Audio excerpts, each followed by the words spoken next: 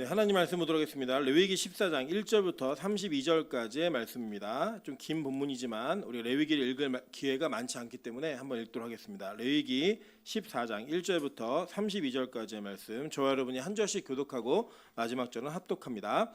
여호와께서 모세에게 말씀하여 이르시되 나병한 자가 정결하게 되는 날의 규례는 이러하니 곧 그 사람을 제사장에게로 데려갈 것이요 제사장은 진영에서 나가 진찰할지니 그 환자에게 있던 나병 환부가 나았으면 제사장은 그 정결함을 받은 자를 위하여 명령하여 살아있는 정결한 새 2마리와 백항목과 홍색실과 우슬초를 가져오게 하고 제사장은 또 명령하여 그 새 하나는 흐르는 물 위 질그릇 안에서 잡게 하고 다른 새는 산채로 가져다가 백향목과 홍색실과 우슬초와 함께 가져다가 흐르는 물 위에서 잡은 새의 피를 찍어 나병에서 정결함을 받을 자에게 7번 뿌려 정하다 하고 그 살아있는 새는 들에 놓을지며 정결함을 받은 자는 그의 옷을 빨고 모든 털을 밀고 물로 몸을 씻을 것이라. 그리하면 정하리니 그 후에 진영에 들어올 것이나 자기 장막 밖에 이래를 머물 것이요 7째 날에 그는 모든 털을 밀되 머리털과 수염과 눈썹을 다 밀고 그의 옷은 빨고 몸을 물에 씻을 것이라.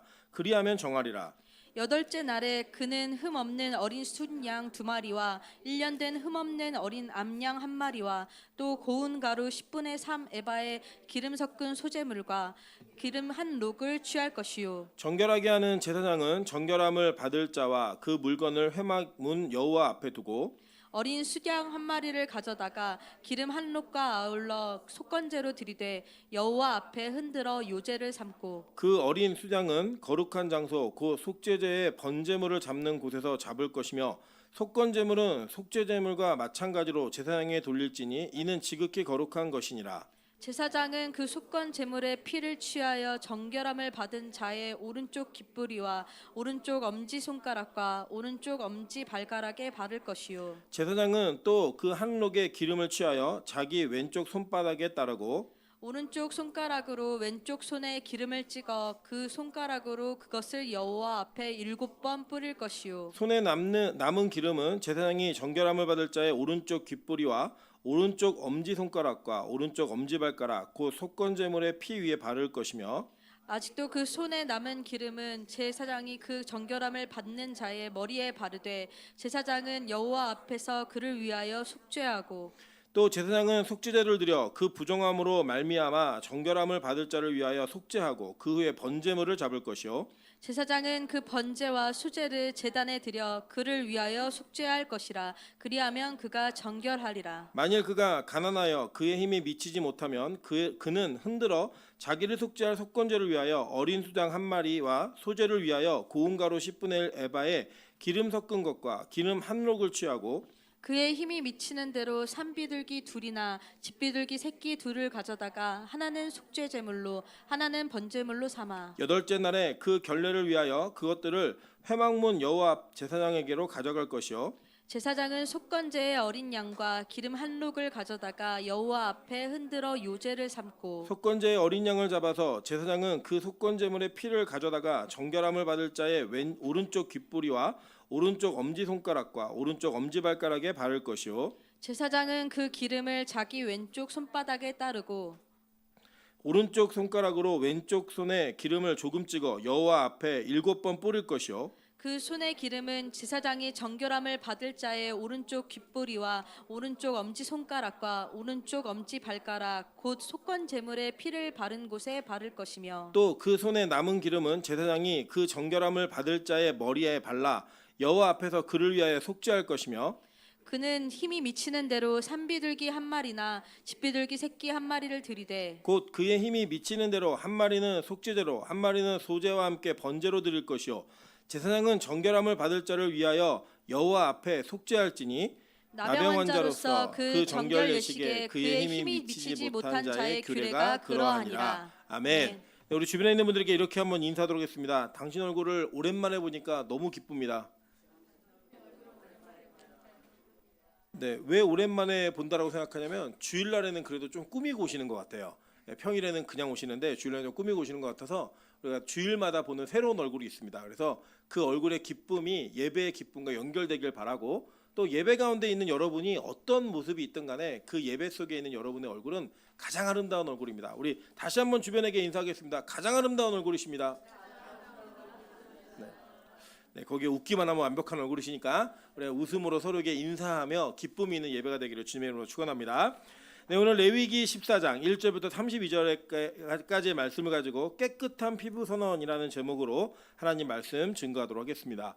사실 이 레위기는 우리 기도하신 것처럼 참 어려운 성경입니다. 그래서 레위기가 내 위기가 된다라고 하는 이 말처럼 성경 통독을 하다가도 가장 먼저 포기하는 데가 바로 이 레위기입니다. 그래서 레위기 굉장히 어려운 성경인데 이 레위기가 여러분 아시는 제가 설명을 드렸지만 유대인들에게는 가장 먼저 가르치는 성경입니다. 제일 먼저 이 성경을 가르치는데 이 성경을 통해서 이 제사법이 무엇인지를 알려주는 거예요. 물론 이 지금의 이스라엘 사람들도 이 레위기에 있는 방식대로 예배를 드리지는 않습니다. 그럼에도 불구하고 이 안에 하나님을 경외하는 것이 무엇인지를 알려주고 있기 때문이에요.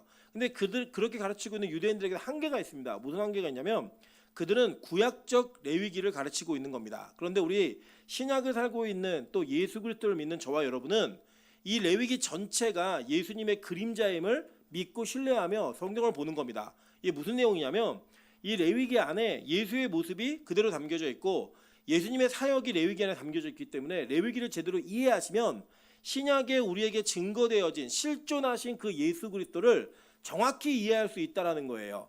여러분 예를 들어서 우리 누군가가 누군가를 안다라고 이야기할 때 그 알의 수준은 차이가 있습니다. 예를 들면 저희 아내가 이제 서근영인데 서근영을 아는 사람 그러면 아는 사람들이 각자 자기의 역할들에 맞게 자기의 수준에 맞게 안다고 표현을 하겠죠. 어떤 이는 저희 아내를 그냥 학생으로 아는 사람은 교수로 알 거고 어떤 사람은 그냥 친구로 알 거고 여러 가지를 알 거예요. 근데 무엇보다 이 서근영이라는 사람을 제일 잘 아는 사람은 저는 저라고 믿습니다. 그럴까요? 혹시 모르겠지만 그냥 그렇다고 저는 생각하는 거죠. 그 이유는 뭐냐면 알의 수준의 그 관계성이 차이가 있기 때문입니다. 예를 들어 뭐 학교에서 저희 아내를 아는 애들은 그냥 학교에서 수업하는 사람을 아는 거지 그의 삶을 아는 건 아니겠죠. 그죠? 그런데 저는 삶을 알고 같이 삶을 공유하며 살고 있기 때문에 그 내용을 더 깊게 알고 있기 때문에 그 사람의 진짜 모습이 어떤지를 누구보다 더 가까이 알 수 있는 것처럼 우리가 그냥 예수님을 압니다라고 얘기하는 수준이 신약에 있는 예수님을 안다고 이야기하면 여러분 되게 피상적으로 아시는 거예요. 근데 이 구약에 나타난 예수 그리스도의 그림자를 먼저 이해한 다음에 예수님을 안다라고 얘기를 하면 여러분 예수님에 대한 이해가 제자들과 동일한 수준으로 가는 겁니다. 그리고 그 동일한 수준에 갔을 때 내가 예수를 믿습니다라고 하는 그 고백은 이전에 우리가 예수를 제대로 모르고 믿는다라고 얘기한 것과는 전혀 다른 차원의 믿음으로 나아갈 수 있다는 거예요. 그래서 구약 성경은 제 기준에서는 신약 성경보다 훨씬 더 중요합니다. 왜냐하면 신약 성경을 이해하기 위해서는 반드시 구약 성경이 전제가 되어져야 되기 때문입니다. 그런데 우리는 좀 이런 부분에 게으른 것 같아요. 예를 들면 여러분 어떤 드라마 한 편을 보시고 그 드라마가 굉장히 재밌으면 그 드라마의 앞부분을 봅니까 안 봅니까? 보죠. 중간에 한 편을 봤는데 너무 재밌어요. 그럼 앞에를 보세요 안 보세요? 반드시 봅니다. 다시 보기를 통해서라도 본단 말이에요. 그런데 우리는 예수 그리스도를 신약에서 먼저 이해를 한 다음에 그 신약에 오신 예수님이 어떤 분이신지를 구약을 알아야지만 이해가 되는데 그 과정을 게을리할 수밖에 없다라는 거예요. 그래서 여러분 이게 좀 어려운 성경이지만 잘 자세히 듣다 보시면 하나씩 하나씩 정립되어지는 그 성경의 지식과 진리가 여러분의 신약을 온전하게 이해하는 데 굉장히 큰 도움이 될 수 있습니다. 오늘 본문을 잘 살펴보시면서 아 이게 바로 예수 그리스도의 예표였던 부분이구나 라고 하는 것들을 잘 이해하시고 그 성경의 알의 기쁨을 함께 누리시는 은혜가 있기를 소망합니다. 자 먼저 보시면 이 본문에 나타난 내용이 사실 글로 읽어서는 이해하기가 굉장히 어려운 부분이에요. 그래서 제가 도표로다가 좀 정리를 해놨습니다. 정리를 해놨는데 내용 한번 볼게요. 자, 첫 번째는 제사장이 진영 밖에 있는 나병 환자의 환부를 진찰합니다. 우리 지난 시간에 배우셨죠? 나병 환자들은 어떻게 되게 돼 있어요? 그 병이 깨끗함을 얻기까지는 진영 밖에 분리가 되어 있었죠. 그리고 이 분리되어 있는 사람들이 그냥 뭐 진짜 피부병에 대한 이야기만 하는 게 아니라 우리가 실제 나병 환자라는 이야기를 통해서 영적 나병 환자가 무엇인지를 살펴보았어요. 이 나병이라는 게 여러분 잘 아시는 것처럼 이 짜라하트라는 뜻인 단어인데 이게 한센병이 아니었죠. 그게 피부에 나타난 질병 모두를 얘기하는 문제였어요. 자 그런데 이 진영 밖에서 환자를 진찰을 하고 완치가 됐다라고 확신이 들면 제사장이 준비를 합니다. 무슨 준비를 하냐면 예배 준비를 해요. 그러면 이 제사를 드릴 사람은 어떤 제물을 준비했느냐 보세요. 살아있는 정결한 새 2마리, 백향목, 홍색실, 우슬초 요걸 준비해서 오는 거예요. 자, 이게 제사를 드릴 사람이 준비하는 예물이었어요. 자, 그러면 이 제사장은 뭘 하냐? 흐르는 물 위에다가 흐르는 물을 놓고 질그릇 안에다가 이 새를 넣고 새를 죽여요. 그럼 이 새를 죽이면 새 한 마리를 죽이면 새에서 피가 나오겠죠. 그럼 이 피가 나온 이 피를 환자에게 7번 뿌리고 나머지 한 마리 새가 있을 거 아니에요. 살아있는 새. 이 살아있는 새는 피에 찍어가지고 날려보내는 거예요. 그러니까 2마리의 용도가 한 마리는 죽여서 피를 내는 새, 한 마리는 날려보내는 새예요. 이 2마리의 새를 그렇게 예배를 드립니다. 그 다음에 뭐라냐? 환자가 자기 옷을 빨고 자기에 있는 모든 털을 다 미는 거예요. 몸에 있는 눈썹까지도 다 미는 겁니다. 이 민 다음에 물로 씻고 난 다음에야 이 진영 안으로 다시 들어오는 게 허락되어지는 거예요. 자, 그렇게 이 허락되어지는 내용들을 보시면 돼요. 그리고 이제 보시면 성막 밖에서 그렇게 하고 일주일을 머무는 거예요. 그리고 일주일이 지나고 나서 7일째 모든 털을 믿고 다 빤 다음에 완전한 정결에 대한 선언이 있고 그 공동체 안으로 다시 들어오게 되는 겁니다. 자, 그리고 이 공동체 안에 들어올 때 제사를 통한 완전 회복의 의식이 있는 거예요. 그러니까 2가지, 첫 번째는 지금 말씀드린 진영 진입을 위한 예식이 있었던 거고, 2번째는 제사를 통해서 완전한 회복을 선언하는 제사가 따로 있었던 거예요. 자, 이 제사는 어떻게 이루어져 있냐면 속건제와 그리고 속죄제와 번제와 소제를 함께 드리는 종합적 제사였습니다. 자, 그런데 왜 속건제를 드리느냐? 우리 기억 한번 해보실까요? 속건제는 아샴이라고 하는 단어인데 속건제를 다른 말로 번역하면 뭐라고 그랬어요? 네, 속죄제는 정결제, 속건제는 배상제, 그죠? 예, 속죄제는 정결함의 예식을 하는 거여서 대청소라고 개념 생각하시면 된다고 그랬죠. 그래서 속죄제 때는 그 나온 피를 가지고 뭘 했어요? 막 집기도 닦고 막 다 닦았잖아요, 그죠? 근데 속건제는 뭘 해야 됐죠? 배상을 해야 됐어요. 근데 이 배상의 개념이 왜 들어가 있냐? 자, 이런 거예요. 먼저는 이 속건제가 배상에 대한 개념이 성전의 예식과 관련이 있었어요. 그러니까 성전의 기물을 함부로 다루거나 성전의 기물 때문에 범죄함이 있게 되면 반드시 그 속건제를 드리는데, 이 성전의 기물을 건드리거나 내 질병으로 인하여 이웃에게 피해를 끼친 경우에는 이 배상제가 반드시 들어가는 거예요. 자, 예를 들면 이런 겁니다.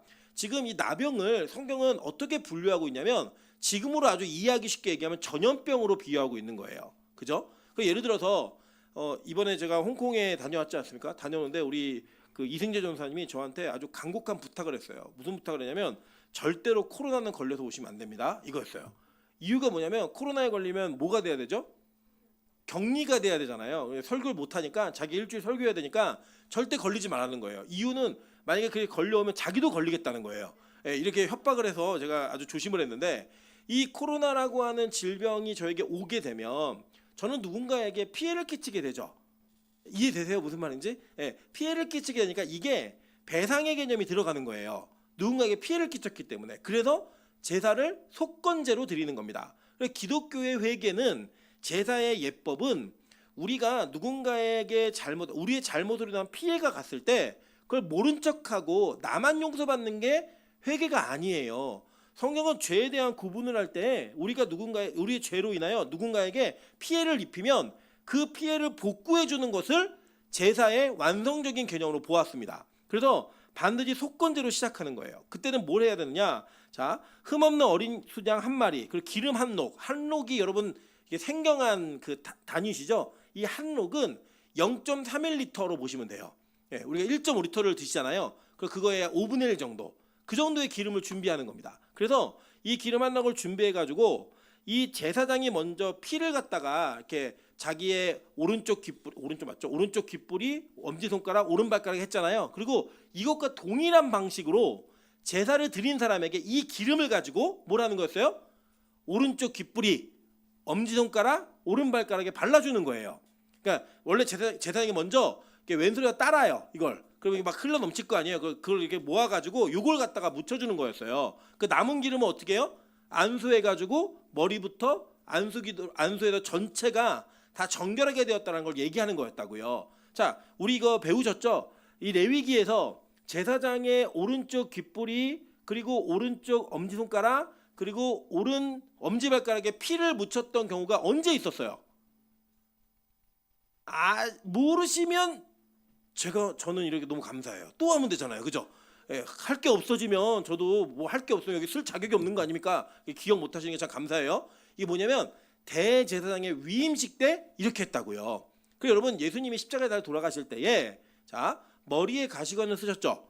그러면 귀에 피가 묻었겠어요, 안 묻었겠어요? 묻었겠죠. 그리고 손에 못이 박혔죠, 그죠? 그래서 오른손에 못이 박히는 것을 통해서 손에 못 박힘이 상징되는 거예요. 그리고 발에 못을 박았잖아요. 그 예수 그리스도가 머리부터 발끝까지 다 이렇게 피를 흘려서 그 피를 흘림으로 말미암아 우리를 대신하여 우리를 전체를 정결하게 하신 그 의식을 행하셨던 것처럼 이 대제사장이 그걸 먼저 행하고 있는 거예요. 그러니까 이게 그림자라고요. 그 그림자의 모습을 가지고 십자가에서 예수의 죽으심이 왜 그렇게 벌어져야 되는가를 성경 설명해 주는 겁니다. 근데 그게 지금 피부병을 앓았다가 회복된 사람에게 정결의 의식을 행할 때 제사장은 여전히 피를 발랐어요. 그죠? 그리고 성도들은 그러니까 제사를 드리는 사람은 뭘 발랐다고요? 기름을 발랐다고요. 듣고 계신 거죠? 예. 눈은 저를 보고 계신데 영혼은 이탈에 계신 분들 계시면 빨리 속히 돌아오십시오. 자, 기름을 바르는 거예요. 그러니까 제사장은 뭘 바른다? 피. 어디서부터 나온 피? 새로부터 나온 피. 그리고 제사를 드리는 사람들은 뭘 바른다? 기름을 바르는 거예요. 그래서 이 준비물이 그렇게 필요하게 있는 겁니다. 그 다음에 이렇게 깨끗하게 정결함이 되어졌다라고 이야기하면 속죄제를 드리는 거예요. 이 속죄제는 흠없는 어린 수장 한 마리를 가지고 드리는데 여러분 속죄제의 기능이 뭐라 그랬어요? 정결제라고 얘기했죠. 오염된 것들을 깨끗하게 만드는 그런 제사를 드리는 거예요. 그 다음에 번제와 소제, 번제는 다 하나님께 드리는 제사였죠. 소제도 역시 하나님께 번제와 함께 드리는 이 서브, 그러니까 패키지 제사였어요. 예, 요 제사의 내용을 가지고 정결 의식을 행했다라는 겁니다. 자, 그러면 이제 요것들은 이제 잊어버리셔도 돼요. 그러면 왜 하나님은 이러이러한 제물을 통하여 이 부정하게 된 자들을 정결하게 만드는 일을 하셨는가? 그 제물들의 의미를 살펴보면서 그 안에서 예수 그리스도의 사역을 보시자는 거예요. 자, 먼저는 새 두 마리에 대한 내용을 한번 보도록 하겠습니다. 자, 먼저 보시면 이런 거예요. 새 두 마리가 있는데 이 두 마리의 새는 종류가 뭐였죠? 비둘기라고 번역이 되어 있는데 이게 비둘기일 수도 있고 닭일 수도 있어요. 근데 이제 정확히는 이 원어가 뭘 의미하는지는 모르지만 분명한 거는 제물에 쓰는 제사였다는 제물에 그 제물을 드릴 때 쓸 수 있는 새였다는 건 확실해요. 그리고 또 한 가지는 뭐냐면 날아가는 새였어요.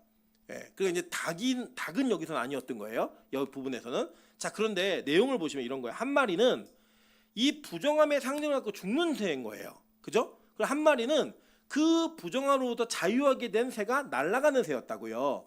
이 두 마리의 새가 성경에는 모습으로 예언되어진 모습이 나타나고 있습니다. 한번 볼까요? 창세기 8장 6절부터 12절입니다. 40일을 지나서 노아가 그 방주에 낸 창문을 열고 까마귀를 내놓음에 까마귀가 물이 땅에서 마르기까지 날아 왕래하였더라. 그가 또 비둘기를 내놓아 지면에서 물이 줄어들는지 알고자 하며 온 지면에 물이 있으므로 비둘기가 발붙일 곳을 찾지 못하고 방주로 돌아와 그에게로 오는지라. 그가 손을 내밀어 방주한 자기에게로 받아들이고 또 7일을 기다려 다시 비둘기를 방주에서 내놓음에 저녁 때에 비둘기가 그에게로 돌아왔는데 그 잎에 감람나무 새 잎사귀가 있는지라. 이에 노아가 땅에 물이 줄어든 줄 알았으며 또 7일을 기다려 비둘기를 내놓음에 다시는 그에게로 돌아오지 아니하였더라라고 얘기했어요. 자, 보시면 옛날에 목사님들은 막 까마귀가 막 시체 파먹고 막 이래서 부정한 새, 뭐 비둘기는 다시 돌아와서 정결한 새 이렇게 얘기하시지만 잘 내용을 읽어보시면 전혀 다른 내용이에요. 보시면 까마귀는 오히려 왕래했어요. 계속 왔다 갔다 돌아왔다고요. 근데 이 까마귀는 우리 레위기 11장에 다 읽어보시면 까마귀가 부정한 새예요, 정결한 새예요? 부정한 새예요. 까마귀는. 이게 계속 왔다 갔다 돌아왔단 말이에요, 왕래를. 그런데 비둘기를 내놓을 때는 비둘기를 내놓으니까 비둘기가 마른 땅이 없으니까 발붙이고도 못 찾았죠. 왔다 갔다 하다가 7일 있다가 또 내보냈어요. 자, 우리 7일 기다리고 기억나시죠? 지난주에 나병 환자가 정결하게 될 때 이 의식을 했잖아요. 너 나병 걸렸는지 안 걸렸는지 볼 때마다 7일의 여유를 뒀고 지금도 보시면 첫 번째 그 진영 진입을 위한 예식이 있고 나서 7일 뒤에 또 뭘 해요? 제사를 통한 완전 회복의 일이 있는 거죠. 그것과 동일한 시간 내에 텀을 두고 있는 거예요. 자, 그러면서 이 비둘기를 내보냈는데 비둘기가 올 때 뭘 물고 왔어요? 감람나무. 이렇게 얘기하면 뭔지 잘 모르시겠죠? 근데 감람나무가 올리브 나무예요. 올리브 나무, 그러니까 올리브유 많이 드시죠? 그러니까 이 성경에서 말하는 기름이라고 하는 그 단어는 대부분이 다 올리브유입니다. 그리고 뭐 향유 이런 것도 다 올리브유를 바탕으로 만든 이 합성유예요. 그러니까 합성유라고 얘기하면 좀 화학적인가요? 이렇게 혼합유예요. 혼합유. 그러니까 올리브유가 기준인 거예요. 그러니까 지금도 기름 한 룩을 가져와라. 무슨 기름을 갖고 왔겠어요? 올리브유를 갖고 온 거예요. 그러니까 지금 이게 구약에서 나타난 홍수의 심판 이후에 이 홍수의 심판이 끝나고 마른 땅이 되는 거, 여러분 기억나시죠? 젖은 땅이 마른 땅이 되는 게 복이었다고요. 이 땅이 젖어 있었을 때 그 젖어 있는 땅에서부터 하나님께서 마른 흙을 취하셔서 뭘 만드셨어요?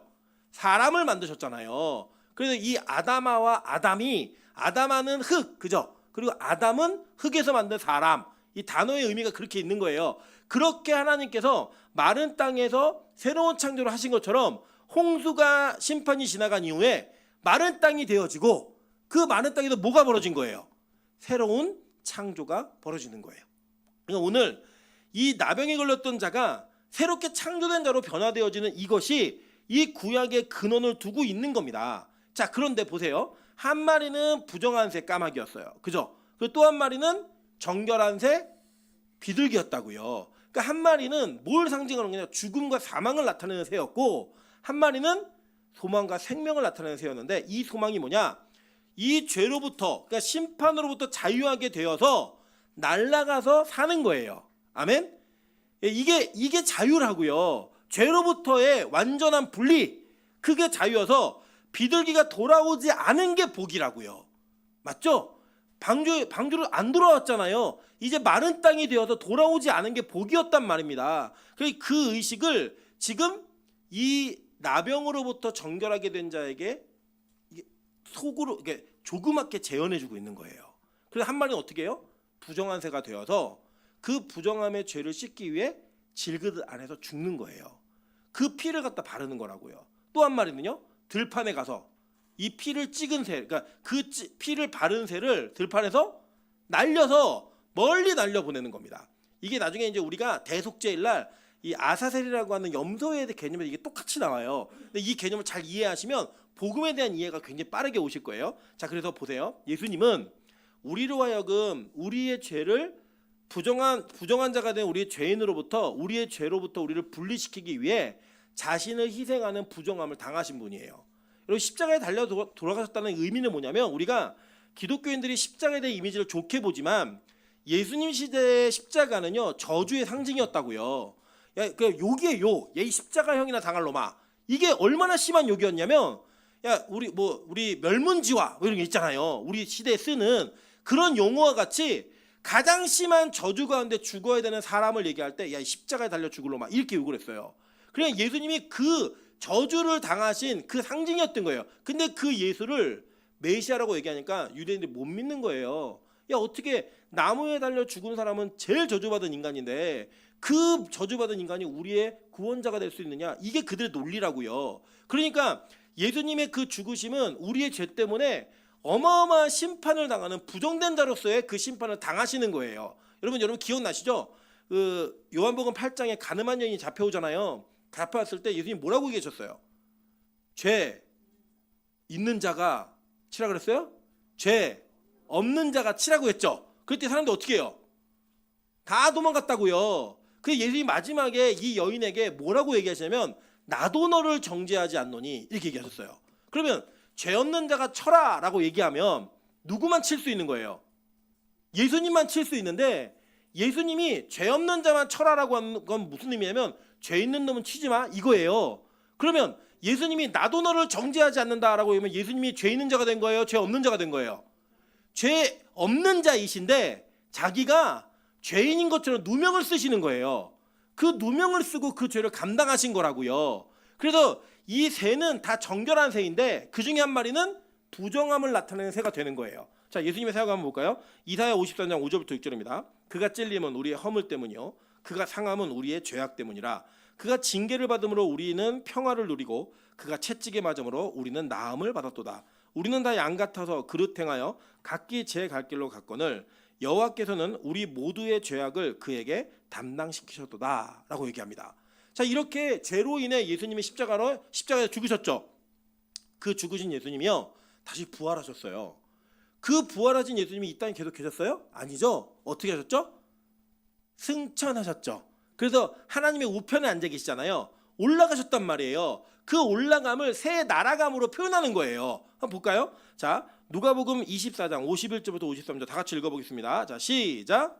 축복하실 때 그들을 떠나 하늘로 올려지시니 그들이 그에게 경배하고 큰 기쁨으로 예루살렘에 돌아가 늘 성전에서 하나님을 찬송하니라. 자, 그러니까 부정된 자들이 예수의 죽으심으로 깨끗함을 입었고 그 깨끗함을 입은 자들에게 그들이 갈 곳이 어딘지를 보여주시기 위해 본 앞에서 하늘로 올라가셨어요. 그리고 그걸 본 자들이 어떻게 됐어요? 큰 기쁨으로 예루살렘에 들어가 다시 성전으로 가죠. 공동체 안으로 들어간단 말이에요. 그러니까 이 내용이 지금 이 레위기 14장에 있었던 나병 환자가 다시 깨끗하게 돼서 어떻게 회복되어지는가를 보여주는 장면이라고요. 이게 그러니까 날아가는 새는 예수의 부활과 예수의 승천을 상징해주고 있는 거예요. 그러니까 이 죄로부터의 자유함, 죽음과 사망과 분리됨으로부터의 회복을 이 새 두 마리가 표현하고 있는 게 창세기의 노아의 홍수 방주에서, 그리고 그 방주에 있었던 사역을 예수 그리스도가 이 땅에서 우리에게 그대로 이루어 주시는 거예요. 그게 바로 그 의미가 있는 거예요. 자, 그러면 볼게요. 그러니까 아까 이제 제가 하다가 먼저 이거 봤어야 되는데 이게 배치 때문에 옆으로 옮겼는데 그러니까 하나님이 가난한 자에게는 요구했던 재물과 그 부자에게 요구했던 재물이 달라요. 그래서 하나님이 분명히 이 여유를 두고 계시다는 걸 여러분 꼭 기억하셔야 됩니다. 그러니까 이 일괄적 헌금 이런 건 사실 성경적이지 않아요. 형편에 맞게 하는 거지 뭐 강요하거나 일괄되어진 헌금을 요구하는 거는 성경에서는 그 원리가 없어요. 다만 뭐가 있냐면 속전세, 그러니까 성전세를 내는 건 다 동일하게 했어요. 크지 않았기 때문에 액수 자체가. 근데 그 내용을 꼭 이제 어쨌든 그 내용을 보시면 뒤에 뭐가 있냐면 새를 죽일 때 어디서 죽이래요? 오늘 본문에서 새를 죽일 때 아까 기억하시면 새를 죽일 때 질그릇 안에서 어떤 방식이에요? 뭐와 함께? 그렇지, 흐르는 물에서 그 새를 죽여서 질그릇에 담으라는 거예요. 자, 여기 보시면 왜 흐르는 물인가? 이 흐르는 물이 히브리어로는요 마임하임이라는 단어예요. 이게 뭐냐면 이 flowing water예요. 그러니까 흐르고 있는 물이에요. 자, 이게 신약에서는 뭐라고 번역이 되어 있냐면 신약에서는 이 단어가 휘도르존인데 이게 뭐냐면 진짜 이게 흐르는 물이어서 지금 여러분이 알고 있는 신약의 생수라는 단어 있죠. 그 생수가 우리 생수 그러면 막 뭐 저기 뭐야 삼다수 뭐 이런 거 여러 가지 생각하시기 에비앙 이런 거 생각하시겠지만 그게 아니라 이 성경에 나와 있는 생수라는 단어는 흐르는 물을 얘기하는 거예요. 그러니까 흐르는 물이 뭐였다? 살아있는 물, 생수다라고 표현하는 겁니다. 자, 근데 이 단어가 이 히브리어에 나타나 있는 흐르는 물과 신약의 생수라는 단어가 동일한 단어예요. 번역을 하면 그렇게 번역이 된다고요. 우리나라 소년이랑 영어 보이랑 똑같은 단어잖아요. 그것처럼 이 마임하임이라는 단어와 휘도르존이 똑같은 단어예요. 이 단어가 어떻게 예수 그리스도에게 나타나고 있는지 한번 보도록 할게요. 자, 요한복음 4장 10절부터 14절입니다. 예수께서 대답하여 이르시되 내가 만일 하나님의 선물과 또 내게 물을 좀 달라는 이가 누구인 줄 알았더라면 내가 그에게 구하였을 것이요 그가 생수를 내게 주었으리라 라고 얘기합니다.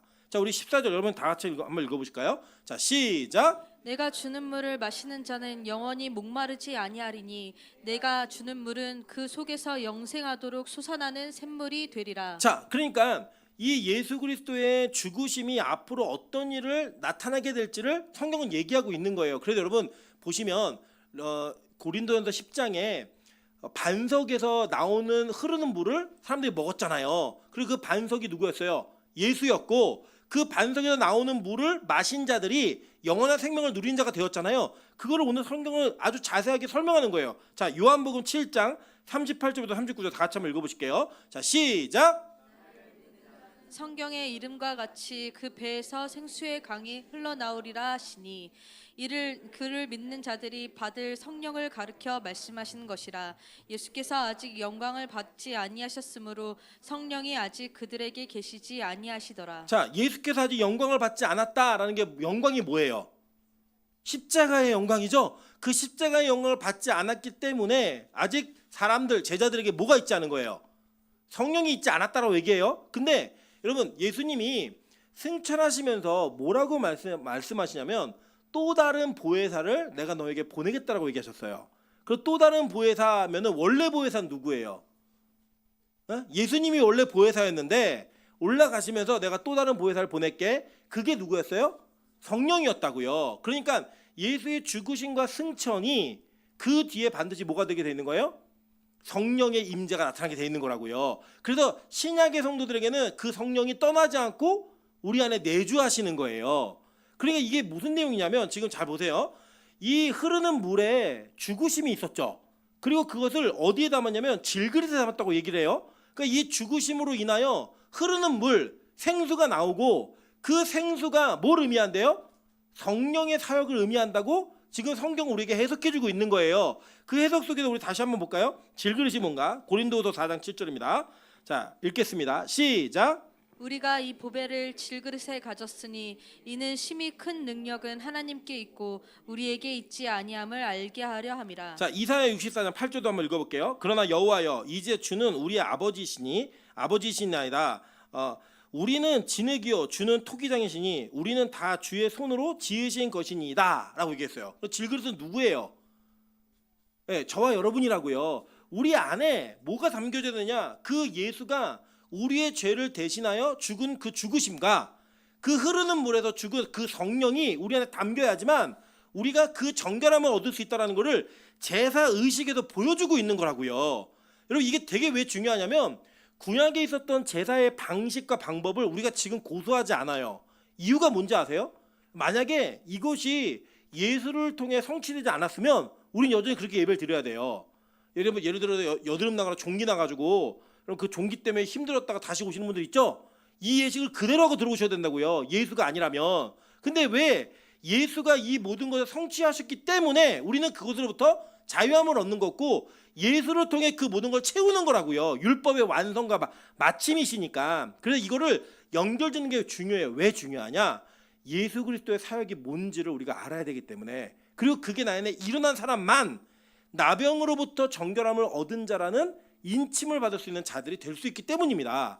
즉 다시 말해 우리라는 질그릇 안에 부정된 새, 우리의 죄를 대신하여 부정됨을 입은 정결한 새가 흐르는 물에 죽어서 그 피와 물이 섞인 것이 우리 질그릇에 담겨야지만 뭐가 시작되는 거예요? 정결의 예식이 시작되는 거라고요.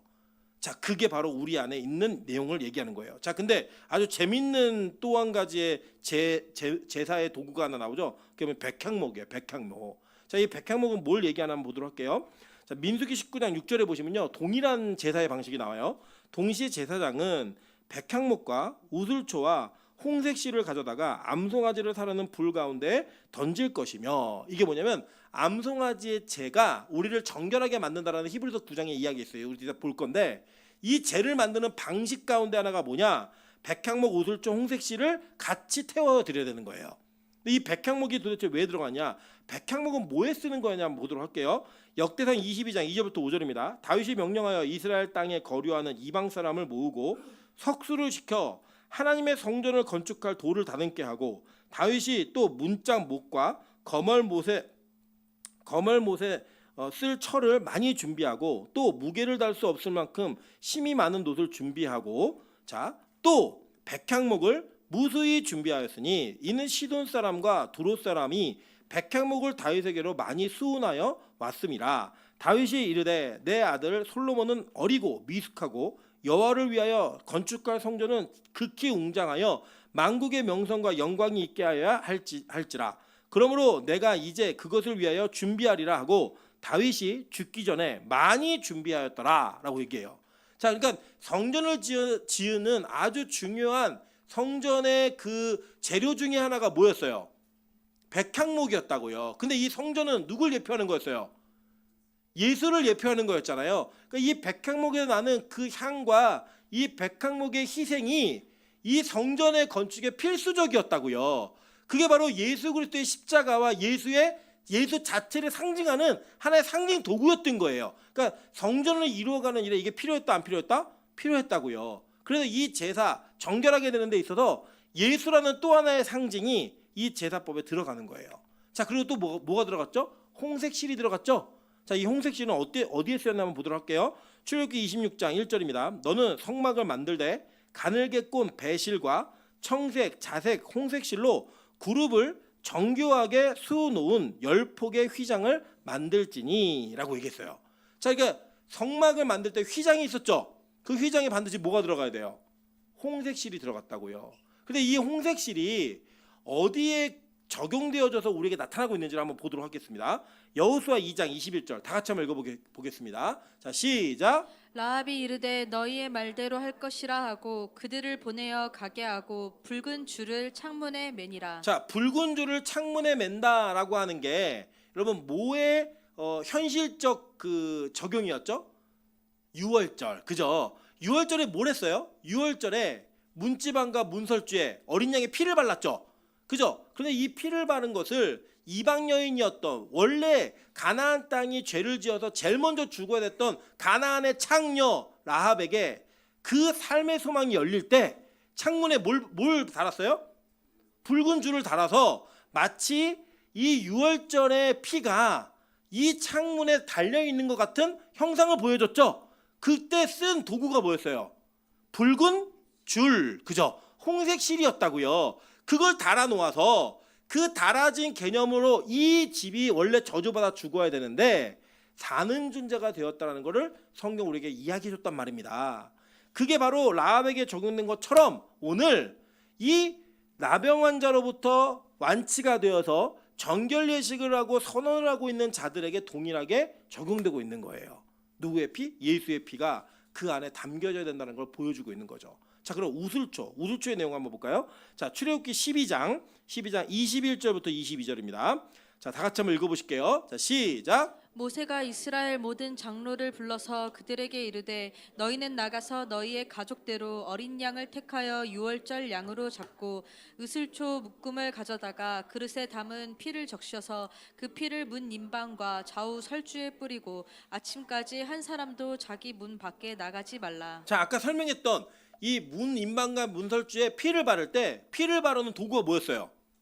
우슬초였다고요. 그래서 지금 여러분 이 나병 환자가 깨끗해지는 정결 예식에 유월절 어린 양의 피, 유월절 어린 양의 예식 이 모든 게 다 들어가고 있고 이것의 성취가 누구라는 거예요? 예수 그리스도를 나타내고 있는 거예요. 그래서 이때 썼던 도구가 우슬초입니다. 그래서 여러분 보시면 다윗이 밧세바의 범죄 이후에 시편에서 자기의 죄악에 대한 문제를 고백하면서 이렇게 고백을 해요. 자, 시편 51편 5절부터 7절입니다. 내가 죄악 중에서 출생하였으며 어머니가 죄 중에서 나를 잉태하였나이다. 보소서 주께서는 중심의 진실함을 원하시노니 내게 지혜를 은밀히 가르치시니이다. 우슬초로 나를 정결하게 하소서. 내가 정하리이다. 나의 죄를 씻어주소서. 내가 눈보다 희리이다. 이게 지금 다윗이 고백할 때 유대인들 다 알아듣는 거예요. 우슬초가 무슨 역할을 하는 거였는지. 우슬초로 나를 씻어달라는 걸 뭘 발라달라는 거예요? 피를 발라달라는 거예요. 이 사죄와 용서와 구원의 피를 내게 발라서 이 죄악의 문제로부터 나를 건져달라고 고백하는 겁니다. 이게 어떻게 성취되나 한번 볼까요? 자, 요한복음 19장 29절과 30절입니다. 거기 신포도주가 가득히 담긴 그릇이 있는지라. 자, 포도주를 예수님께서 뭐라고 지칭하셨죠? 이것은 나의 피다라고 지칭하셨단 말이에요. 근데 여기 보니까 신포도주를 적신 해면을 뭐에 매어서? 우슬초에 매어서 예수의 입에 대니 예수께서 신포도주를 받으신 후에 이르시되 다 이루었다 하시고, 그러니까 예수님이 십자가에서 이 돌아가시기 전에 모든 일들이 있어요. 가상칠험 뭐 다 하셨잖아요. 그거 다 하시고 난 다음에 마지막 사역이 뭐였냐면 이 우슬초에 적신 포도주를 마시는 거였어요. 그걸 마시고 난 다음에 이 모든 사역이 다 이루어졌다라고 얘기하면서 뭘 선언하는 거예요? 정결에 대한 문제를 선언하는 거예요. 누구의? 저와 여러분의. 예수를 믿는 자들의 그 정결의 문제를 그 과정을 통해 선언하시는 거라고요. 그러니까 그냥 우리는 예수님의 십자가만 보면서 아, 이런 일이 있었지 라고 기억하시면 안 되고 그 일의 근원이 뭔가를 성경은 계속 설명해 주는 거예요. 그게 뭐다? 율법의 완성과 율법의 마침과 율법의 성취이신 그 예수 그리스도를 너무나 자세하게 이렇게 설명하고 있는 겁니다. 그리고 보세요. 머리를 숙이니 영원히 떠나가시니라 라고 얘기하는 거예요. 그러니까 지금 이렇게 진행되어지는 그 모든 과정이 하나님의 은혜 가운데 나타나죠. 근데 보세요. 속건제와 속죄제와 번제와 소제를 함께 드리는 그 제사가 며칠째 이루어졌어요? 8일째 이루어졌죠. 그죠? 8일째에, 그러니까 이 8일째, 이거 다 아시죠? 이제 우리는 8일째에 있었던 일이 뭐예요? 구약에 할례, 난지 며칠 만에? 8일 만에. 그죠? 8일째 제사장에게 몸을 보여 너의 깨끗함을 보여라. 8일째 정결함의 완성이 이루어졌다고요. 여러분 보세요. 7일째에 안식의 개념이 깨어진 것이 8일째 회복되어지는 약속이 뭐였어요? 할례였잖아요. 그리고 그 정결함이 부정함으로 바뀌어졌다가 다시 정결함의 의 은혜를 입는 게 8일째에 있는 예식이었다고요. 그 8일째 예수님이 뭐 하셨어요? 부활하셨잖아요. 안식 후 첫날. 그죠? 안식이라는 개념은 일주일이 지난 7일이라고요. 그 안식 후 첫날 새벽에 누가? 예수가 우리의 죄 문제를 해결하고 뭐 하신 거예요? 부활하셨어요. 그 개념이 여기 다 들어가 있는 거예요.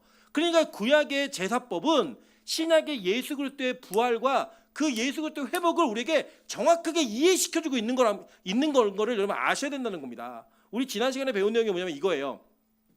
나도 나병 환자다예요. 그죠? 나도 나병 환자다. 근데 이 나병 환자에게 뭘 맡기셨죠? 복음을 맡기셨죠? 그래서 그 사마리아 성의 앞에 쫓겨나 있던 나병 환자들이 야 맞아 죽으나 굶어 죽으나 어차피 죽는 거니까 우리 아람 군대 진영에 한번 가보자. 갔다가 그들이 다 도망간 걸 알고 자기들끼리 챙기다가 야 우리 이러면 너무 양심에 갇히게 되지 않아? 이러면 우리 벌 받아. 가서 얘기해 주자라고 해서 얘기를 하죠. 그게 뭐였어요? 나병 환자였다고요. 그 나병 환자에게 들려진 복음이 그 성중에 다 굶어 죽어야 되는 백성들을 살리는 은혜의 통로가 되었던 것처럼 저와 여러분들이 다 나병 환자예요. 그 나병 환자들에게 하나님 복음을 맡기셔가지고 굶어 죽고 있는 영혼들에게 이걸 전하시는 거예요. 근데 나병 환자가 나병 환자로 머무르게 하지 않으셨다고요. 예수님이 이 땅에 오셔서 그 나병 환자들의 죄의 문제와 부정됨의 문제를 거룩함과 정결함을 바꾸셨는데 어떻게 바꾸신 거예요? 십자가에서. 그 십자가에서 고질적 영적 나병 환자들인 저와 여러분을 하나님께서 완벽하게 치유하신 거예요. 그리고 그 십자가의 은혜로 말미암아 너는 더 이상 나병 환자가 아니라 깨끗한 피부의 소유자야 라고 선언하시는 거라고요. 그 모든 사역이 예수의 사역 가운데 들어가 있는 겁니다. 그리고 우리가 이제는 우리가 입술을 가리고 나는 부정하다 못을 찢고 머리를 풀어헤치고 다른 존재가 아니라 그 정결함의 의식을 가지고 교회라고 하는 공동체 안으로 들어오는 거룩한 공동체가 된 거예요. 여러분 천국은요 여러분 개인의 소유가 아니고 개인이 누리기 위해 가는 곳이 아닙니다. 교회는 어떤 곳이냐면요. 교회는 하나님께 구원받은 장자들의 모임, 하나님께 거룩함을 인침받은 자들의 공동체성으로 모여지는 곳이에요. 거기 혼자라고 하는 개념은 없어요. 나만이라는 개념은 없어요. 그러니까 천국 가시면요. MBTI가 I에서 E로 다 바뀌어요.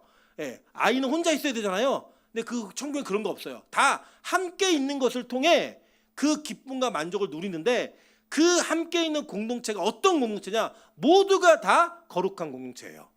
그래서 이러한 예수 그리스도의 은혜와 사역을 통과한 자들, 즉 너는 깨끗한 피부를 가진 정한 사람이야 라고 하는 선언을 받은 자들이 함께 모여 그 정결함과 거룩함을 기뻐하고 즐거워하는 공동체가 바로 교회인 겁니다. 그거를 이게 보여주고 있는 거예요. 그래서 이 과정을 통과한 자들이 거기를 들어가는 거라고요.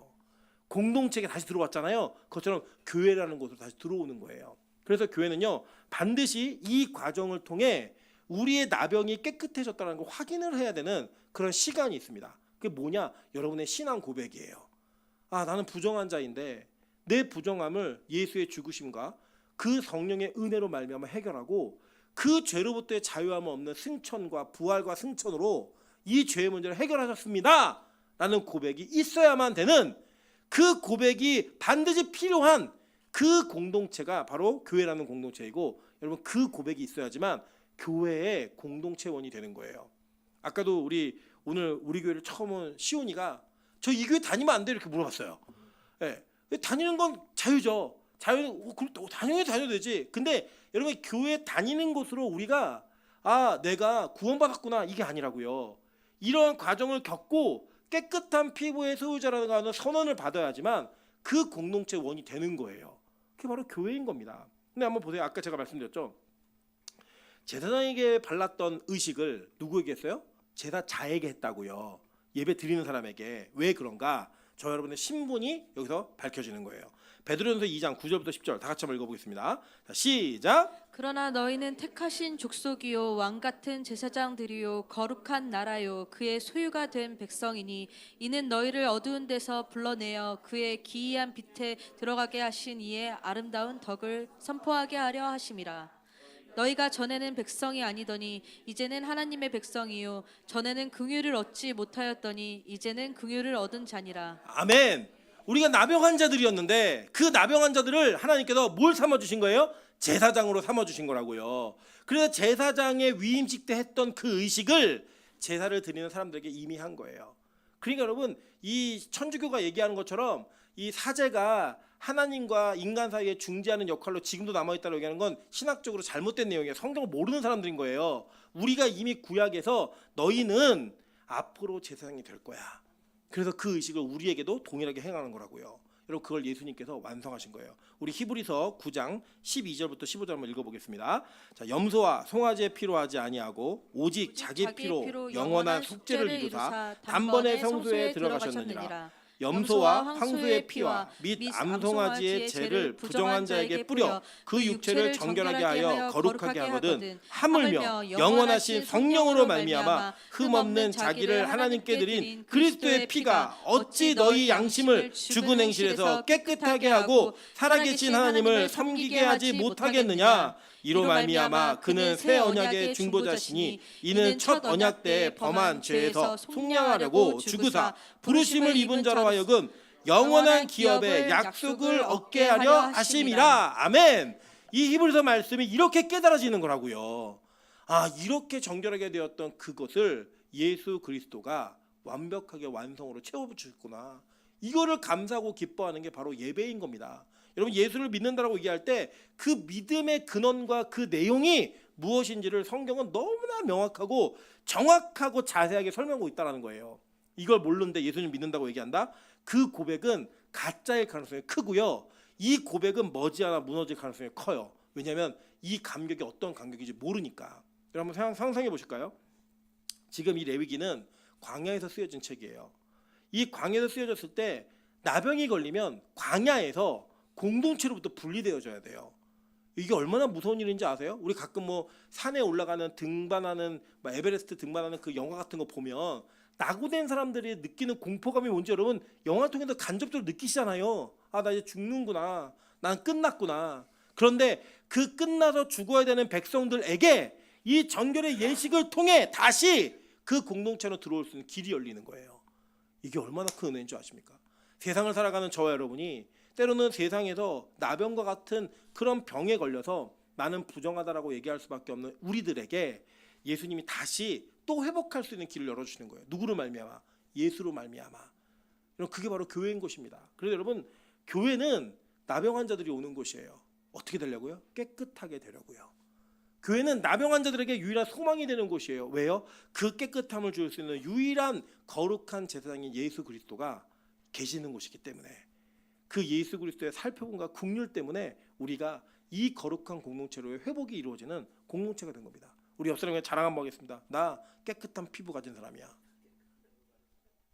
네, 가끔 우리 막 얘기하거든요. 막 아이돌이 막 자랑하면 우유빛깔 누구 막 얘기하는데 거기에 여러분 이름을 넣으세요 그냥.